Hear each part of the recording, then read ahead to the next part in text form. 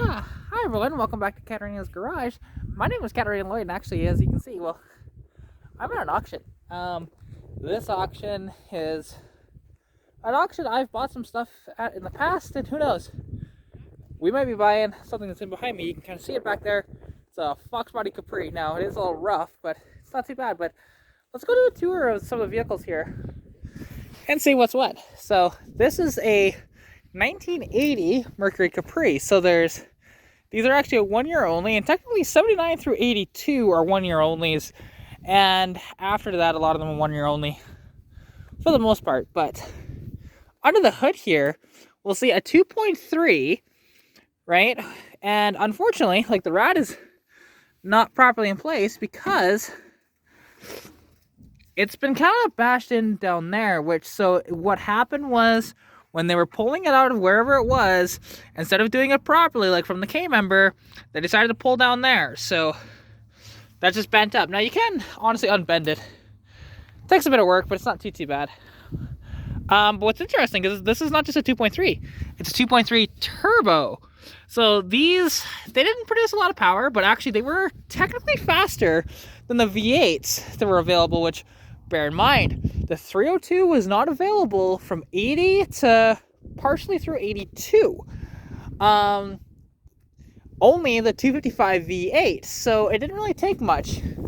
Now, in this one, it's not in terrible shape. Like, it's got some rust here and there, and, you know, like, it's got really blown out flat tire here, nothing back here. But actually, what's cool, these were only available on the turbo cars. This is actually an aluminum drum.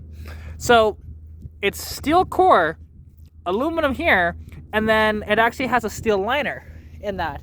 So, and basically that makes this just a little bit lighter. And heat dispersion and stuff like that. You know, it's pretty cool. You know, and it's still got, like, back here, that's actually all nice and solid. It's got these really nice taillights in it, and I love these Capri taillights. Like, I want to put those style taillights in my 81 Mustang, to be honest. They'd just be so cool. This one's really rare, being it's a turbo with the rear wiper. And like you can see on this side, you know, a little bit of rust, but not too bad. Like, honestly, the one door is a little rusty, and around the sunroof here, it's a little rusty. But what's cool, this is a factory sunroof car, because see, it says car light there. You know, which is pretty cool. And the turbo cars did actually have this hood scoop on them. You know, it said turbo on them. And you can actually, if you remove this little grill here, you can actually make this functional. And there is a little thing here, right? But that goes right through, I believe. Yeah, that feeds it perfectly. Which, you can get rid of that and actually have it as a functioning cold air, which is really, really neat. I love these Capris, to be honest. You don't see too many of them around. And this being an early one, it has the flat hatch. Because 83 to 86, they actually had a bubble hatch back here, and they had different taillights as well. And all Capris have, you know, these fenders that are stepped out a bit. Now, they're not actually a wide body. They look it, but they're not. Because here is the regular, where the fender goes out to on the regular Fox body Mustangs, and it's still further out, but the entire fender is kind of bowed out like that, which is cool. I love that. Oh, and sadly, okay, that's cracked there. What about this one? This one cracked too? No, this one's in good shape. And now the driver's door doesn't open very well, so I'll show you the passenger. Right, you can see in here, and it actually happens to be a Ghia. So Ghia is just like an up-trimmed, you know, you got these really ugly headrests, but they're very comfortable seats though. I'm not going to sit in that because you can tell mice have been in here, so that's always fun. It has a 4-speed S-Rod manual, I believe. That's an S-Rod. And yeah, now the one thing is, it doesn't have a battery in it, and I completely forgot to bring my battery. So that's my bad. You know, and these seats even have this, they're unique to the Ghias, in that it's a plastic backing on it, while the other ones are just vinyl typically, or fabric in general. So honestly, very good car. And yeah, let's go check out some other stuff around here. All right, so of course we have, you know, Tahoe here, or maybe Suburban. I think it's a Tahoe though. Yeah, it's barn door Tahoe. You know, a little rusty and stuff like that, but these are actually very, very popular for people that are looking into this platform, because like they're super comfortable, they're very reliable, and they're just good all around. And this one, being a barn door model, is a little rare because they were usually a hatchback. So that's kind of cool, actually. I don't remember seeing that in the auction. And then a Tahoe hybrid beside it, which not really my style. And these hybrid systems, if I remember correctly, they weren't the best, to be honest. Now, somebody took the headlights out of it. So yeah, it's just one of those things. You know what? Over here, because I'm just going to skip a couple of these, you know, like the Volvo wagon's kind of cool, but not that cool. But here we have a first gen Cummins Ram. So this one happens to be a 3/4 ton. So the Ram 250 Cummins turbo diesel. This is the 12 valve. Now it's an automatic, but you know, it's in very good shape overall. I'd be curious to see what's under these though, because they usually hide some rust, but this one looks to be well taken after. And also it has redliner back here, so that's nice to see. Very nice to see. You know, and like, let's take a look inside, because the one thing is, the nice part about this auction, everything's unlocked. So see here, oh, you got power windows here in here too, and power locks. Wow, this is kind of a fancy one. And you know, there's all lighters in there. And yeah, just that typical Dodge dash that they carried over forever. It's got a trailer brake on it and the factory radio. So this is like a 90s one with that radio. And it happens to have AC too. It's pretty cool. Oh, gotta close the door a little harder than that. There we go. Yeah, these are just very neat. I've always liked them. Now, something that I'm actually interested in as well for myself is over here. There's a Honda motorcycle that it's an old CB 400T, which is a Hawk. They're a good little bike. Honestly, I'm a big fan of these bikes. You know, but the one thing is, I didn't see this one run, and tires are a little old, but not too bad. It's actually in pretty decent shape overall. I don't know much about these, but I know these things will just go forever, these old Hondas. And oh, it's actually a kickstart. But does it have an electric start too? It does have electric start, so there you go. And it reads 18,399 kilometers. So there you go. This one happens to be like a 70, I think like 78 or so. And you can see the old plate on here. Let's see, 82, and I can't decipher that side. So maybe 82 is the last time this thing was on the road, but it's been kept very well. But let's see, is she locked up? Let's see, that's the clutch. Clutch appears to be somewhat okay. And okay, the peg works like that. Oh, is it locked up? Because this is the kickstart. Nope. She ain't locked up. Okay, that's good. That's definitely good. And now I don't have the key for this because I would like to check inside the tank, but it looks to be recently painted tank though. So that's a good sign. Like, this looks actually in very good shape, and you know, like the throttle. Yeah, you can see it moving down there. That's always a good sign. That would be, I believe, the clutch, or no. Okay, brake. Yeah, see now, that's not working because that would be the clutch, I believe, and this would be the brake. Which, that's working. I'm not sure on these, to be honest, but they're just so cool. I'd love to own this one. It's in pretty good shape. So, who knows? We shall see. We shall see. Continuing on here, you know, you've got, actually these are kind of cool because this is the S10 style Chevy Blazer, the last of the Blazers until the new generation that just came out a couple of years back. And this one happens to have aftermarket headlights in it, you know, which are very nice and shiny.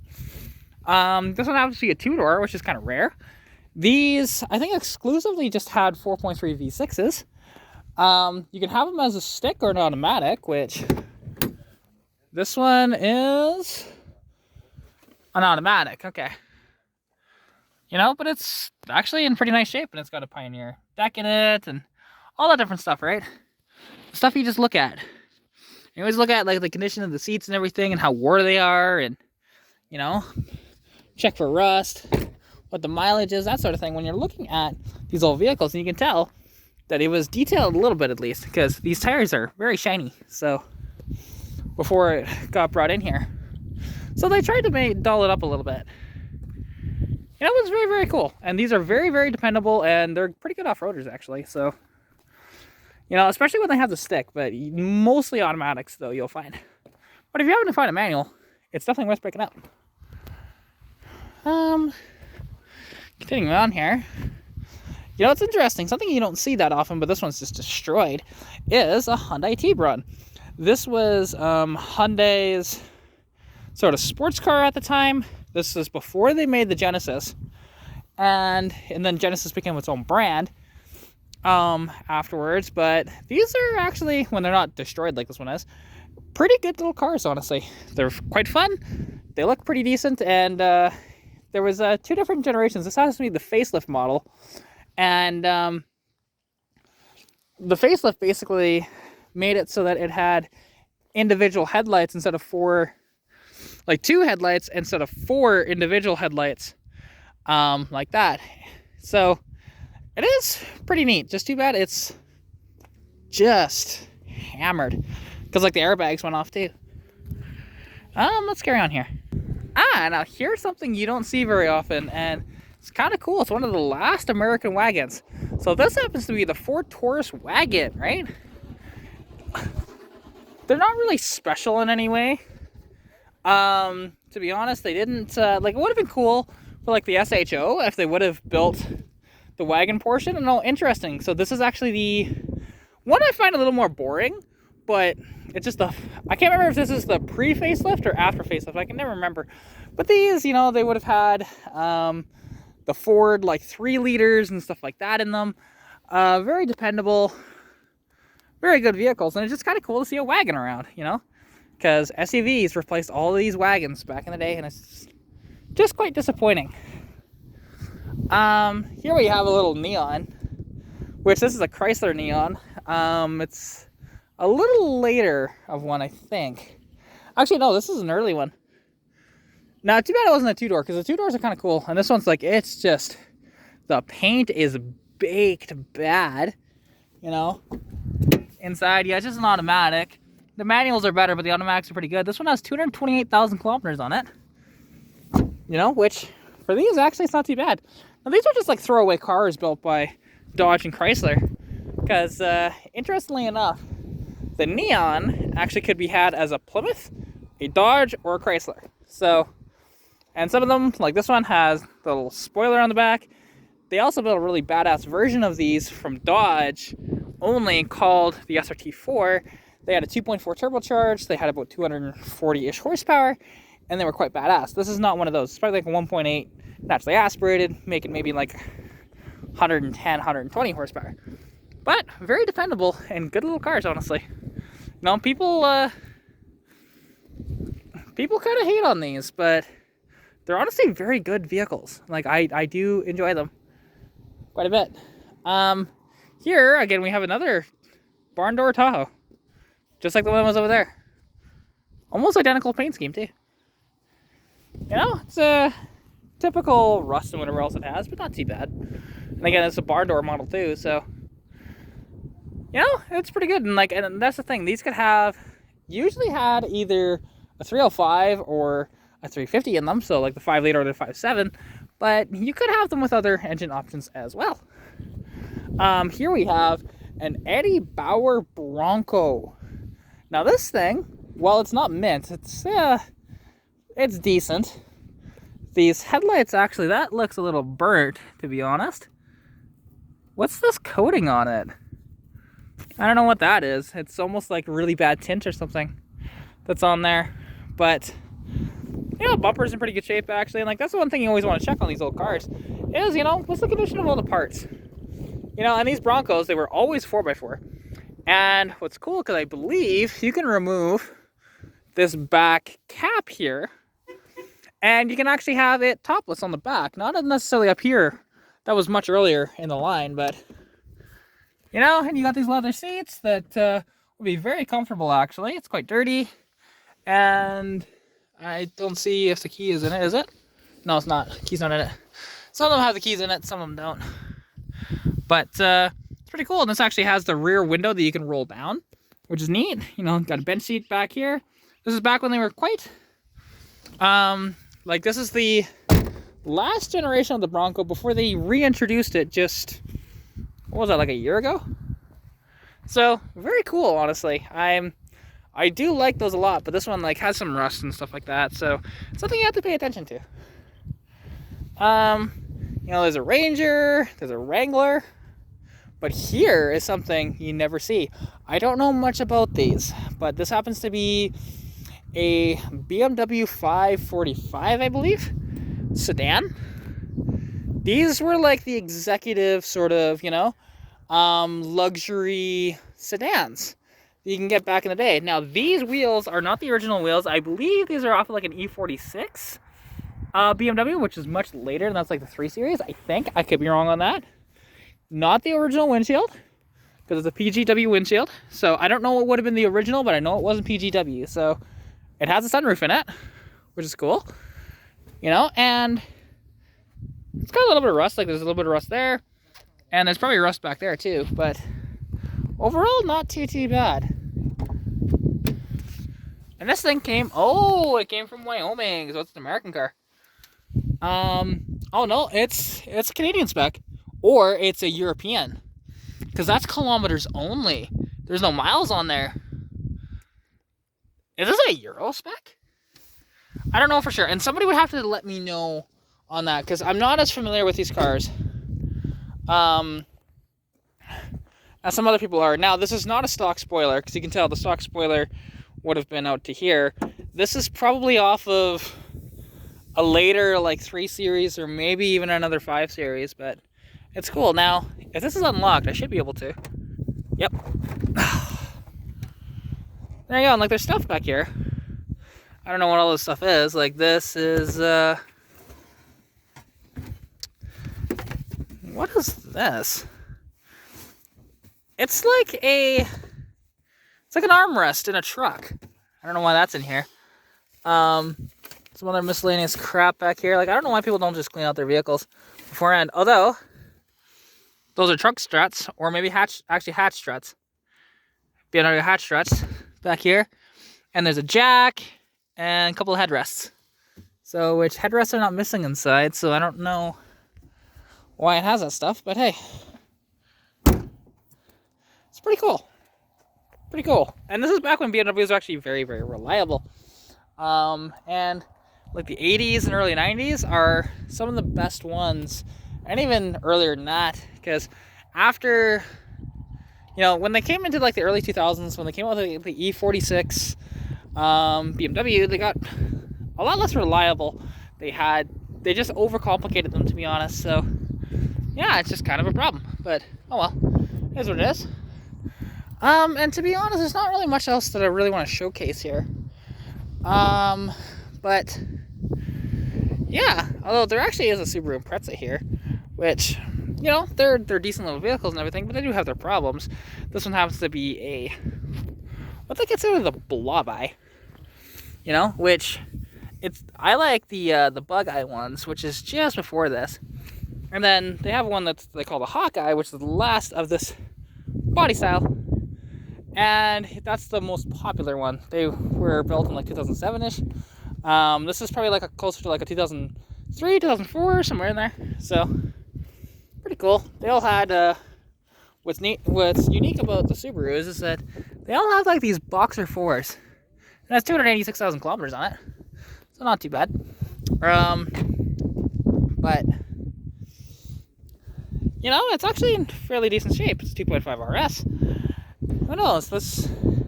These can go for really cheap, or they can go quite expensive. But honestly, I like them. However, I don't like the problems with them because they have had gasket issues and rod knocking issues and stuff like that. They can, anyways.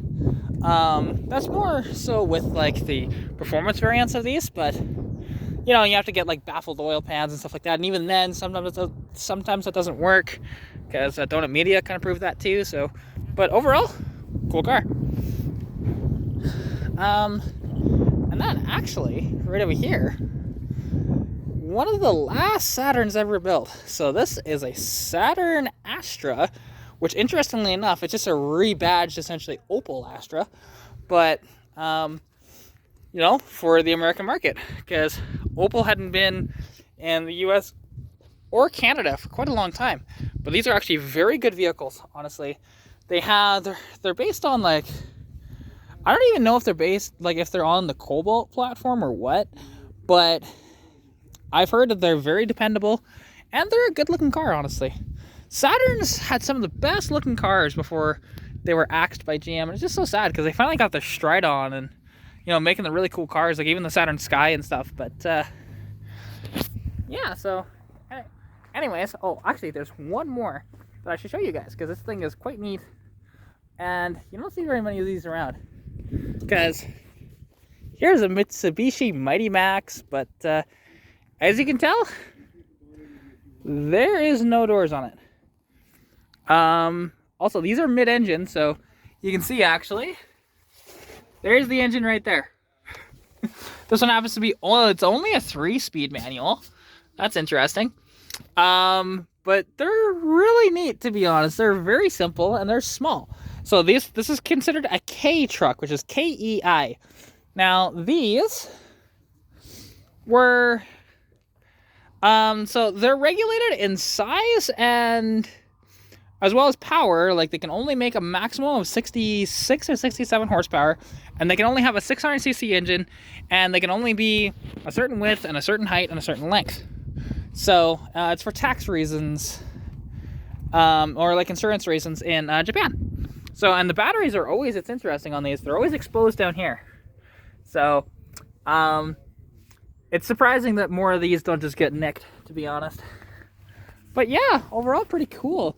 And, you know, interesting. Now, it's in miles per hour, which is interesting because Japan is kilometers. So why is that in miles? It should be in kilometers. But unless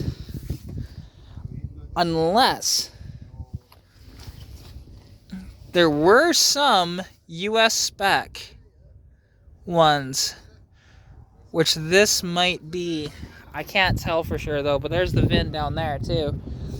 And it still has, even though it's a cracked windshield, still has the original windshield though, because it's got the Mitsubishi logo in it. But yeah, they're very, very neat little vehicles and quite capable off-road, and they're similar to like an ATV in that regard.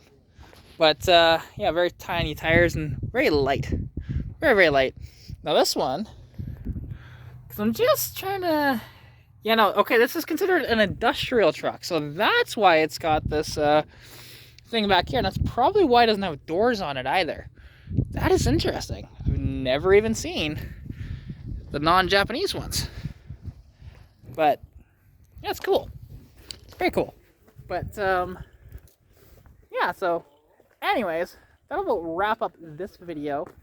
Hope you guys did enjoy. If you did, please like the video, comment anything you want to see down below, subscribe to the channel if you haven't already, and as well, if you want to contact me, you can at Katarina's.garage on Instagram or Katarina's Garage on Facebook. As well, follow me on TikTok at Katarina's.garage as well. Anyways, hope you're staying safe during COVID-19. Good luck with what we're working on, and I'll catch you in the next video. Bye! Pikachu!